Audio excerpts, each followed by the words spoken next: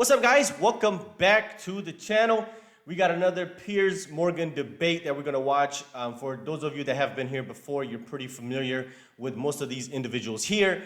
But for those of you that are new to the channel, make sure you stay to the end because you're going to learn exactly who this person is that's right in the middle with that silver hair. You definitely don't want to miss out. And then also, we're going to get into the comment section. Let's get right into it. We've debated this a lot with other guests, particularly James. How do you feel, given that trans people want fairness and equality, how do you feel about the issue of trans athletes in women's sport, given that it's so obviously, to me and many other people, unfair and unequal? Oh, here we go.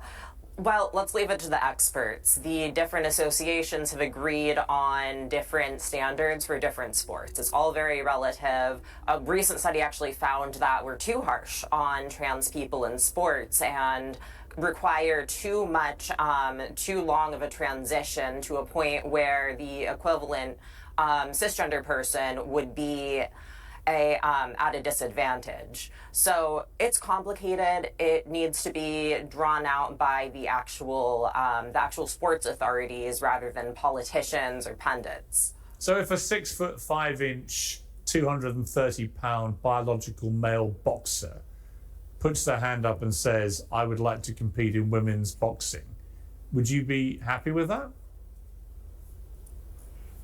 There are 6'5", 300-pound cis women too. Can they not compete? They don't have the same physiology as a biological male. They don't have the same lung capacity. They haven't got the same muscle mass. No, they haven't. This is the whole point of the debate, is that it's not just about taking less testosterone. You have as Caitlyn Jenner has articulated very well, you have an inbuilt superior physiological advantage over biological females. That's the problem. Now, I want trans athletes... Not necessarily. Estrogen...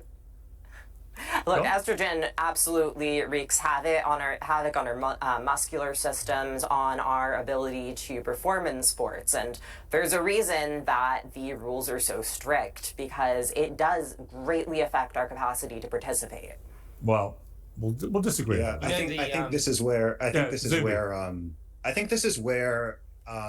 lot of the backlash against the so-called trans community comes from, because we all agreed on that first point, that this is pandering and this is companies trying to make money and so on. But when people start coming to arguments about biological males competing in female sports, and by the way, notice the conversation only happens in one direction, and there's a specific reason for that. Nobody is concerned about men's sports or boys' sports. And that is because we're biologically different. And I just think that this is the reason why this conversation has raged on for so long. It's these type of ridiculous, frankly, demands that affect women, affect half of the population, particularly those who play sports.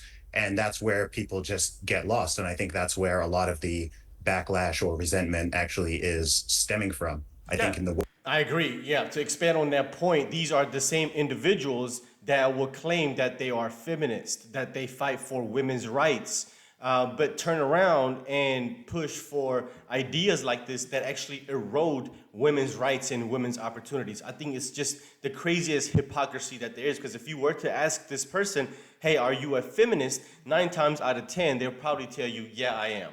It's absolutely crazy. West, most people at this point don't really care. Go ahead. I'm gonna go. I'm the only trans person here.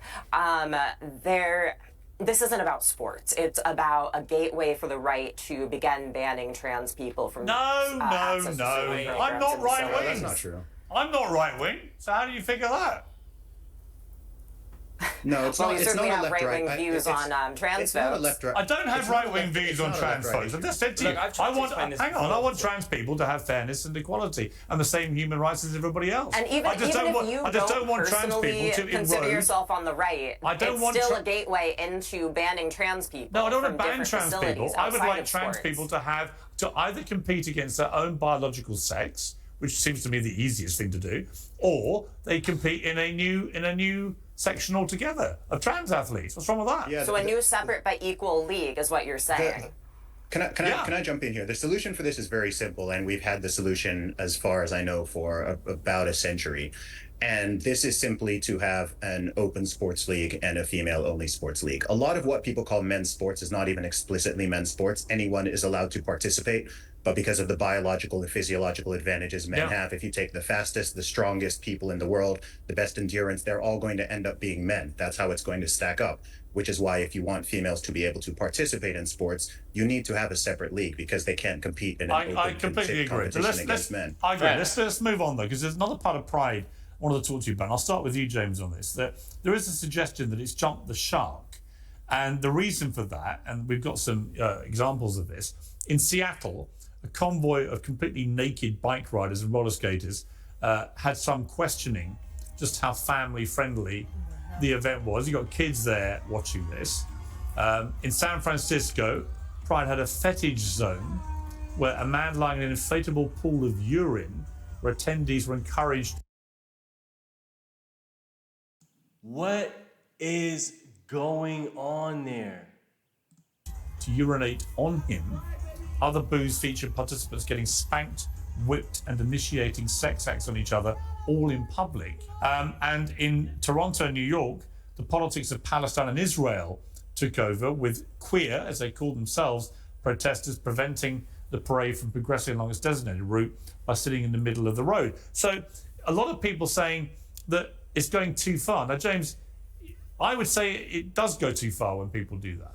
I mean, if you want to actually make Pride a family thing, which many people want it to be, how can you allow that kind of stuff? You've given me a lot to respond to there, Piers. I would say in Germany right now at the Euros, there are English fans walking around with their dicks out, pissing in the street. I think if you go to Sweden, there are naked people everywhere, like in saunas, and it's completely fine. You're normal. comparing the fetish zone I'm San saying Francisco that there's Pride a to naked England bike ride football fans. in London very regularly, and kids walk past that naked bike ride. What you're doing is you're trying to make this a massive war against queer people, but actually this is just I don't all want a war people. with queer people. This is No, all people. I actually and in want to San protect- Francisco, where some of those people were naked at Pride recently, it's actually legal to be naked in events like that. So if you're taking your children to that, then that's on you. That's not on the queer community. And as I said, this isn't just queer people. This is all people. I think you touched on a point that all sort of movements can devolve to become a congregation of the mentally unwell. Yes, that is fine.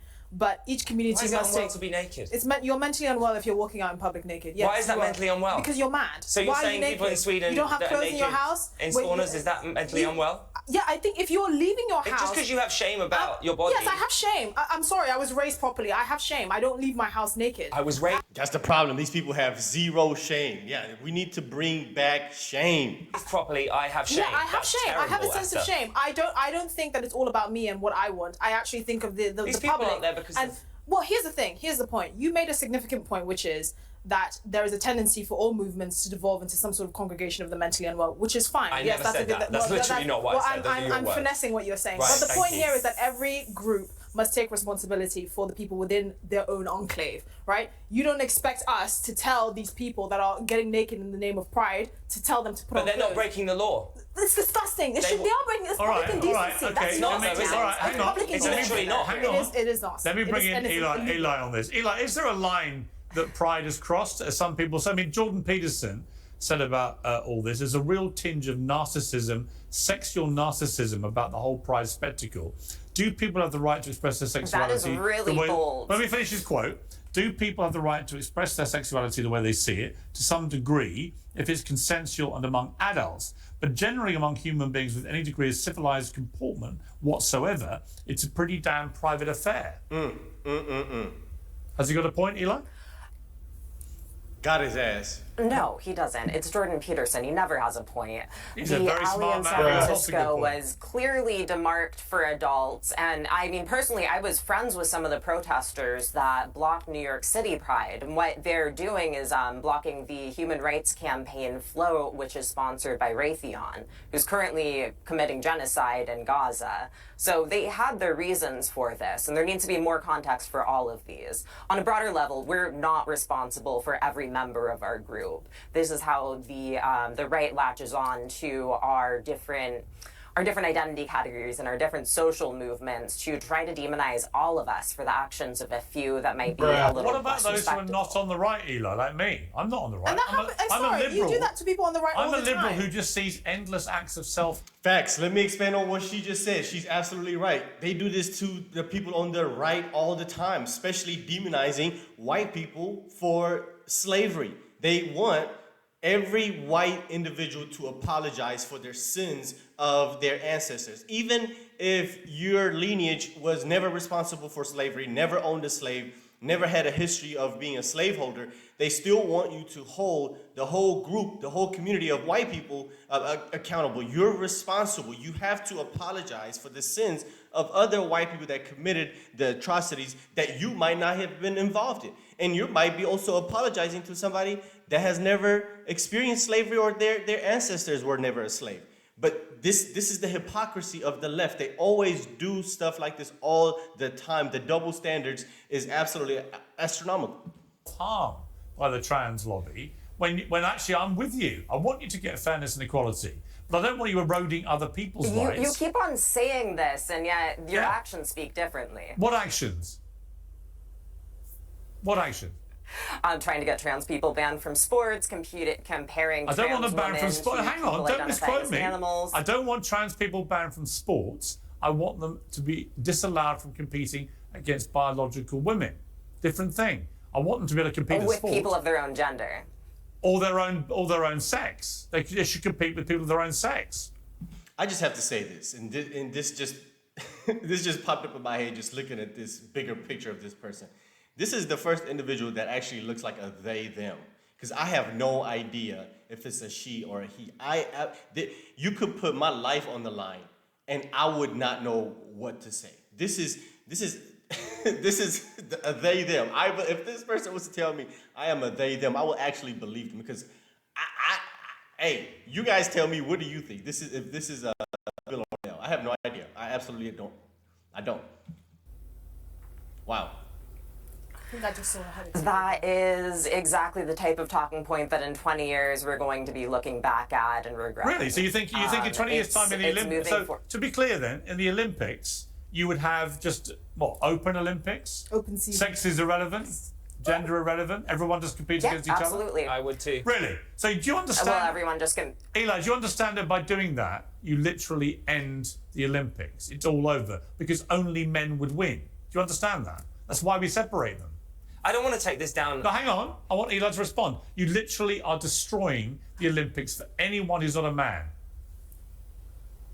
Well, that's a very grandiose vision of it, but Not really. Not really. If you look at the times and the results of men Olympians against women Olympians, you will see that in almost, I think, 98% of all the events, men are so far ahead of women on speed, on power, and everything, every other discipline. Women And would that's never. why- that's Women why would we never. separate it by women would never categorization. Women would never win a medal again at the Olympics if you had your way. Is that what you Well, want? that's very sexist. No, it's Do you know that the it's a first physical. woman Hang on, was- hang on, it's not sexist. Do you It's know a, the first woman that hang on, James. swam I'll the come to you. channel? I'll come to you. It is not sexist. It is a fact. It's why we separate the sexes. When Megan Rapinoe finished her career playing the soccer team, American women's soccer team, she then said that she'd be happy to see a trans woman competing in the women's team, right? Which is fine because it wouldn't take her place. But if you allowed trans women, football players, soccer players, to compete, and enough of them began to do this, there would be no biological women left in the women's national soccer team because they would be Well, physically trans superior. people already have the right to do that, and you're not seeing the results that you say you would be seeing. Yeah, but you see, you and James both have this wonderfully quaint notion that if you open up the Olympics for everyone, that women would continue to win medals. They wouldn't. They'd win nothing. Obviously, this is complicated, Piers. It's not complicated. No, listen. The It's not conversation- complicated. It's why we separate them. Literally, when Megan Rapinoe's national women's soccer team conversation- played the Dallas under-15s, they conversation- lost 8-2. The conversation- They They were beat that 15-year-old ass. boys. The first woman to swim the English Channel, the first woman to do that, beat the men's record by over 2 hours. He slowed down. He was trying to hit on her. All right, hang on. All right, let's move on. Yeah, so yeah, that's that's the same kind of subject. That's the end of the that's the end of this segment here. here. Let's Power slapping. Let's pause it. That's the end of the segment there. They don't talk about anything else pertaining to this subject at hand. So what we're gonna watch next is a segment put together by Matt Walsh exposing this individual right here. I have no idea how this person is not in prison right now. What you're about to watch is absolutely crazy. Back in May, a trans activist and influencer by the name of Eli Ehrlich announced a felony conspiracy on Instagram. Ehrlich excitedly told 40,000 plus followers about a brilliant plan to circumvent state laws banning doctors from prescribing hormones to gender-confused minors. Ehrlich's genius scheme, which was laid out in strenuous detail and remained published on Instagram for nearly 3 months before libs of TikTok finally noticed it and reposted it to Twitter. The scheme was to gather leftover prescription hormone pills and mail them to anyone who wants them. No questions asked, we're told. Here was the actual post. It said, there are over 20 states trying to criminalize hormone therapy, particularly for trans youth. So my friends and I had an idea, sending out our extra prescriptions around the country. If you need hormones, I'm working with a distribution network to get you access. Everything is free, no questions asked. We have hundreds of doses of testosterone, estradiol, and spironolactone, I think is whatever it is. All that is available right now. All are prescribed by doctors and unused. Each package comes with information on dosage, obtaining blood work, etc. I realize this is a Band-Aid solution. We need full access to affirmative medical care for professionals immediately. However, missing a single dose of hormones can be devastating, especially for trans teens and those new to hormones. These laws are outrageous, and I can't wait for them to be overturned. In the meantime, DM me if you need HRT or if you have overprescribed hormones that you'd like to send out.